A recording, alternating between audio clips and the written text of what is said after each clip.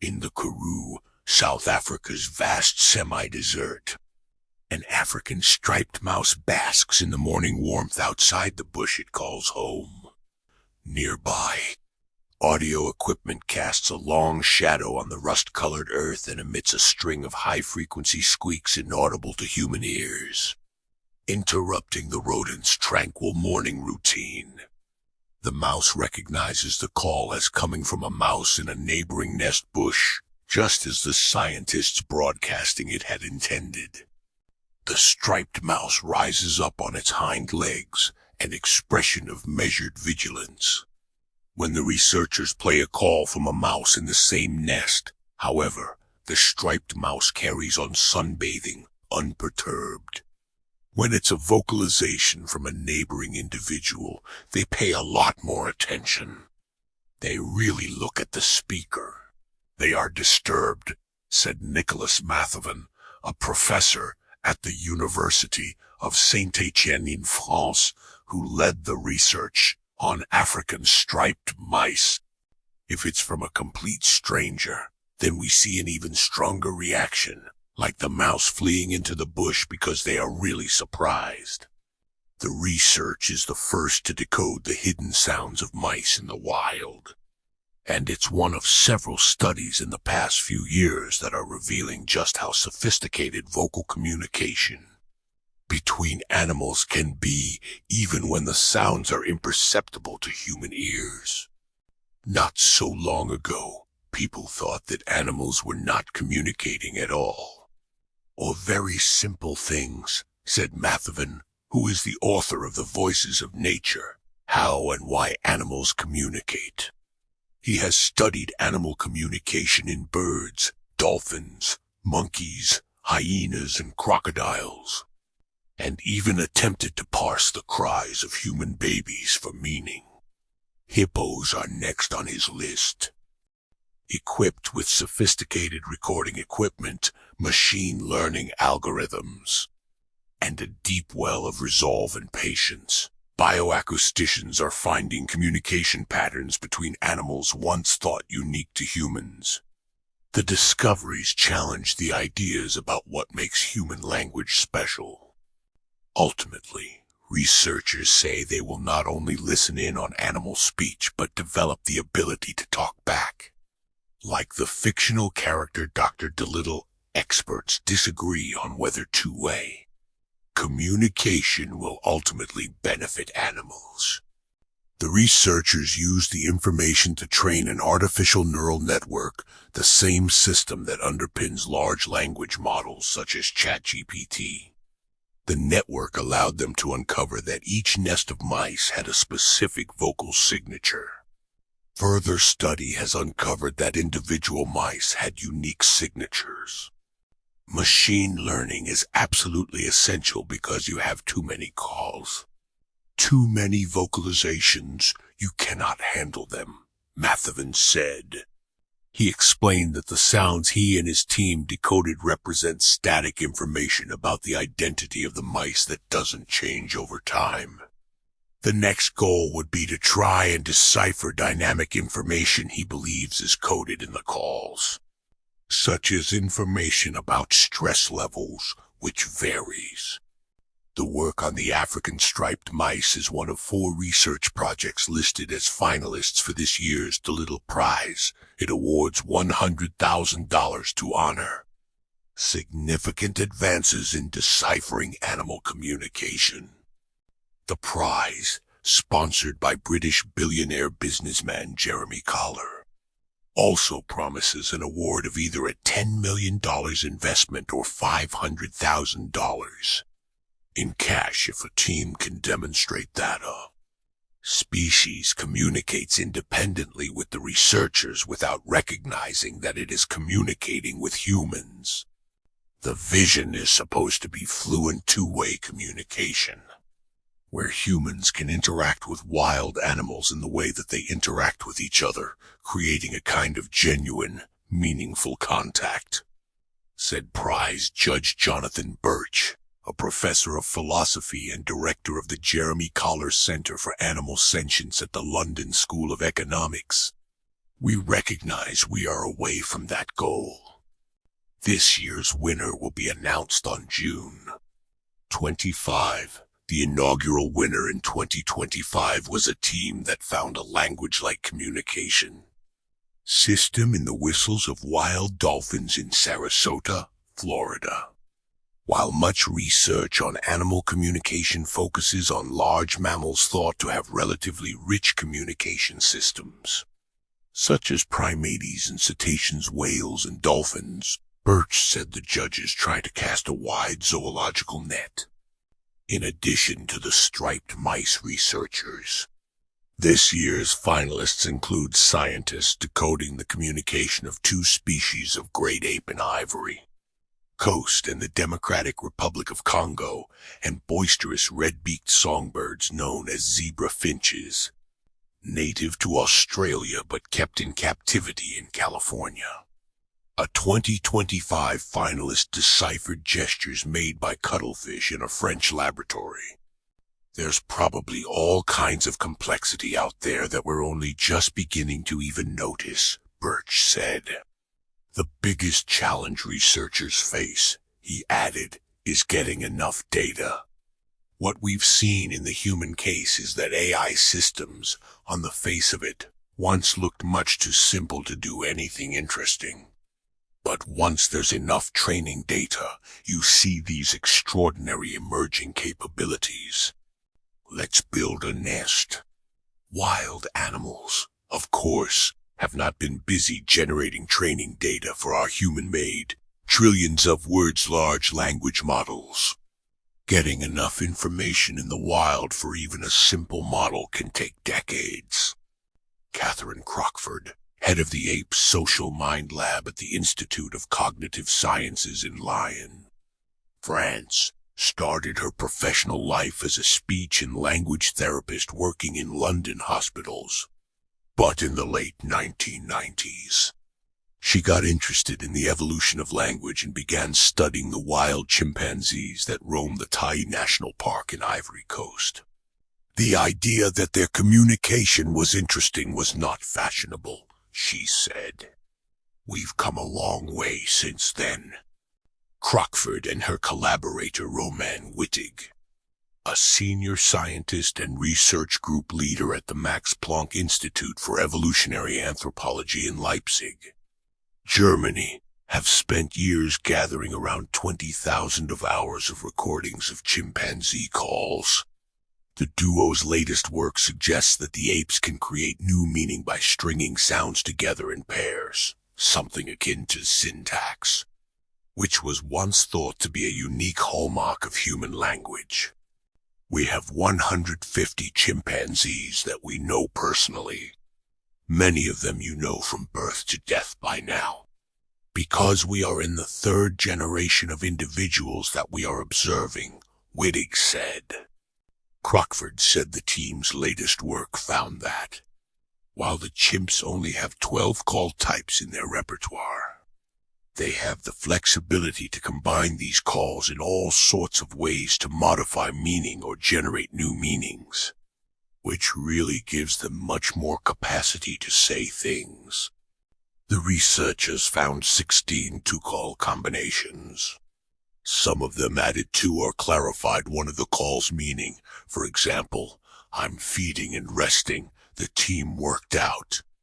Meanwhile, the calls were combined to create an entirely new meaning. Who, a call made when resting, combined with a panted grunt used as a greeting. For example, means let's build a nest. Melissa Berthet, a post-researcher at the University of spent 9 months observing bonobos in the remote rainforests of the Democratic Republic of Congo.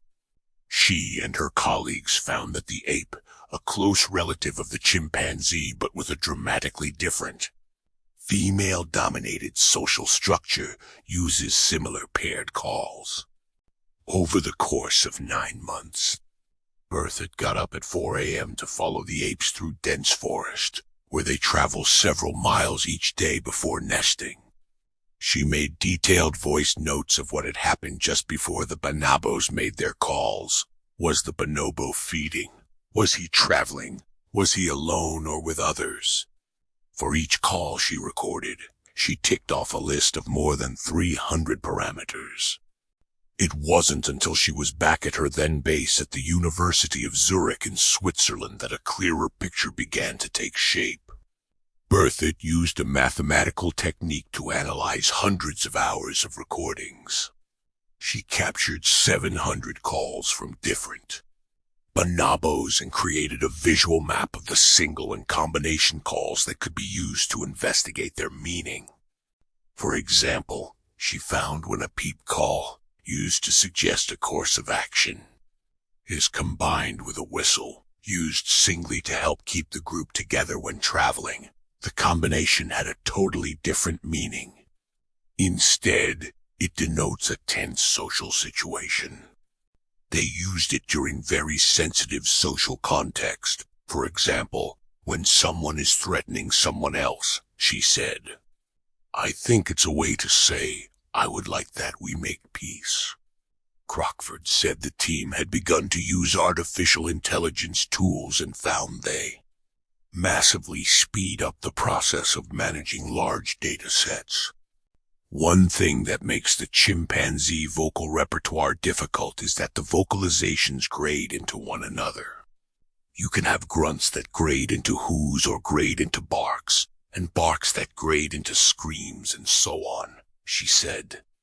So we gave AI this problem, classifying these grunts according to the context in which they're emitted. And it did a really decent job, Crockford said. Together, the findings in chimpanzees and bonobos suggest a rudimentary form of syntax, the rules that govern word order in human language and give it flexibility and creativity. For example, in English, ape goes and go ape use the same words and have totally different meanings.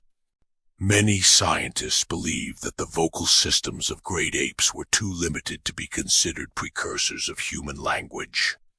But the work of Crockford, Berthet, and their colleagues suggests otherwise. Getting a better understanding of these dynamic vocalizations also lays the groundwork necessary to achieve the goal of communicating with animals. Without understanding the meaning and function of animal vocalizations, two-way communication would be impossible.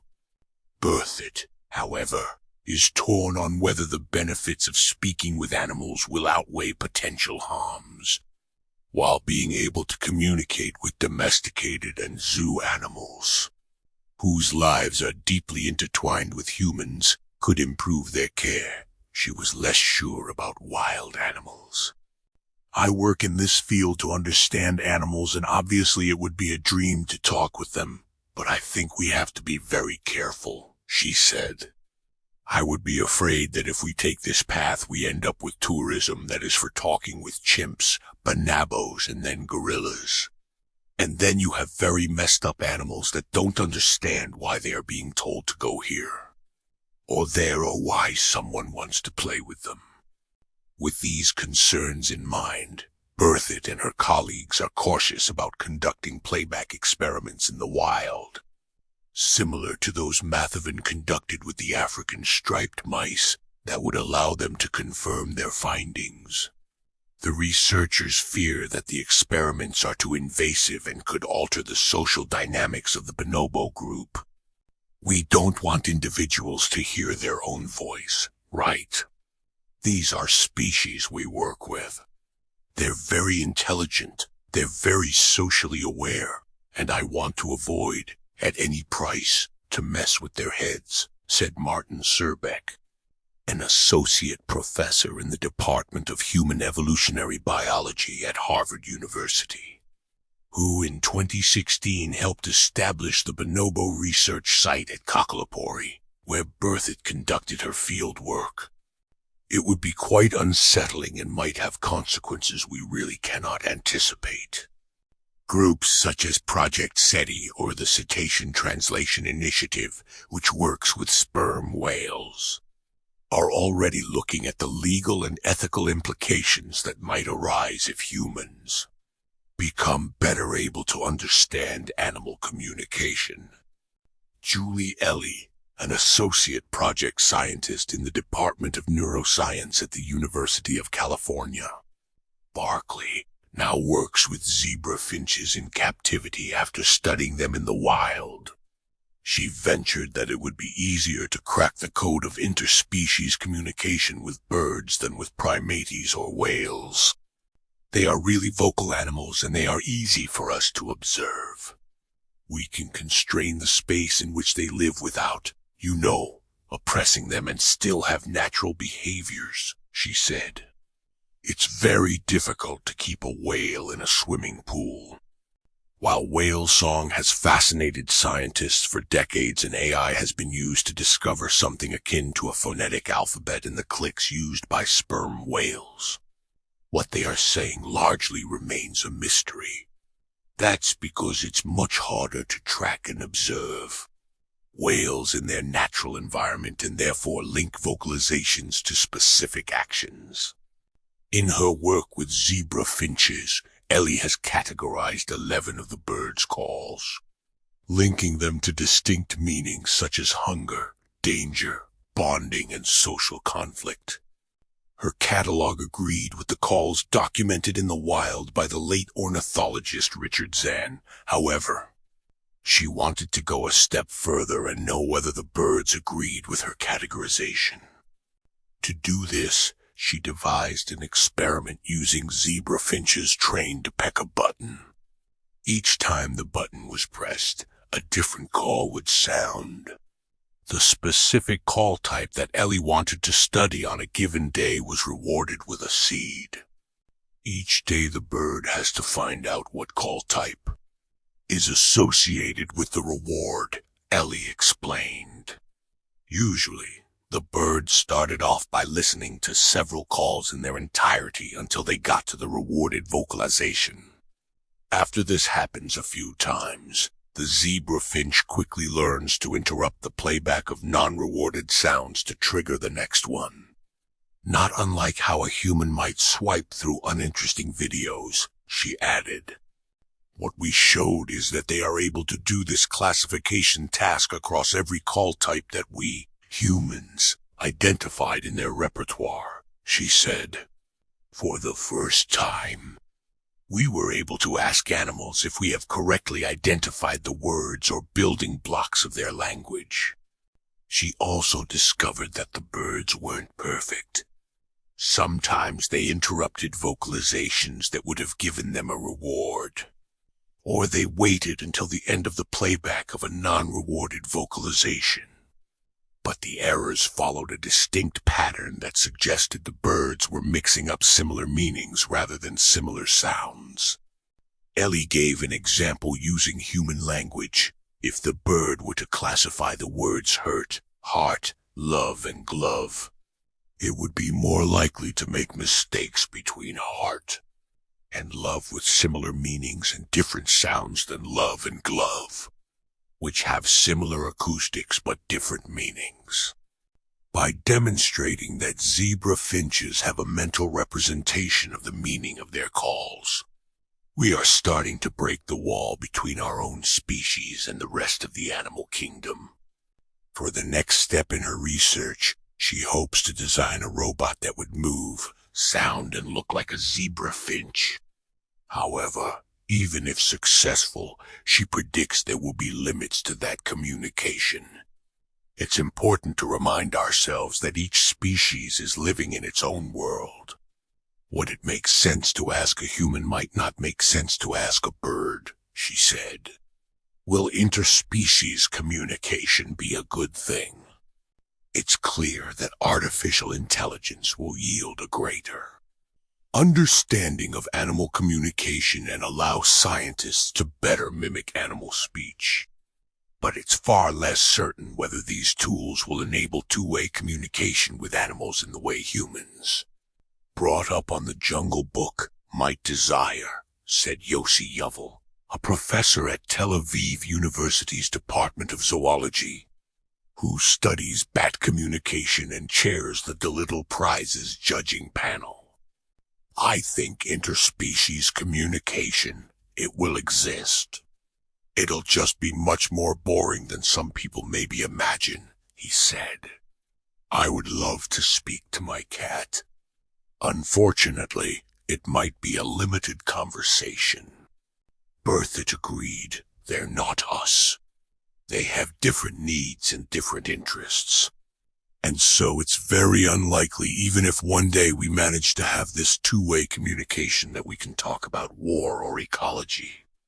It's also possible that humans might not like what they hear, the researchers added, particularly when it comes to domesticated animals, pets, or those kept in captivity. If we want to talk with animals, are we willing to listen to what they actually say? Surbeck asked. Interacting with animals comes with a large degree of uncertainty about what is being communicated and its effects on the animals in question, which could result in emotional or physical harm, said Mark Ryan, a senior digital ethics researcher at Wageningen University and Research in the Netherlands. I feel that a lot of animal communication research is done for the right reasons. To get a better understanding of the non-human world, to develop scientific knowledge about animals and our place in the world, and as a rationale for conservation. Ryan, who has co-authored a paper on the ethical risks of trying to speak whale, said via email. However, I am much more skeptical about the two-way communication being proposed in competitions such as this. Melanie Challenger, an ethicist and vice president at the Royal Society for the Protection of Animals, or RSPCA, said the study of animal communication was fascinating, but she didn't believe it would necessarily result in a fairer future for animals. There will be all kinds of surprises that it throws up, said Challenger, who is the author of the upcoming book Alive, The Hidden Intelligence of the Living World. But I think we're still in danger of falling into the trap of expecting them to be like us. And if they're not like us enough, then we don't think we need to consider them. Mathavan argued, however, that even if we're never able to talk to animals in a human way, understanding the complexities of animal communication and attempting to mimic or tap into it would benefit animals. For example, in an effort to prevent collisions, trains in Japan emit warning signals based on the snort-like sound deer use to alert others when they're in danger, he noted. Information encoded in vocal systems could reveal useful details about stress levels that could help improve the welfare of farm and lab animals without invasive procedures such as blood tests. One day, he expected, it would be possible to have a little machine that can communicate with animals. For the species that are very well studied, I think there is no technical, specific limitations.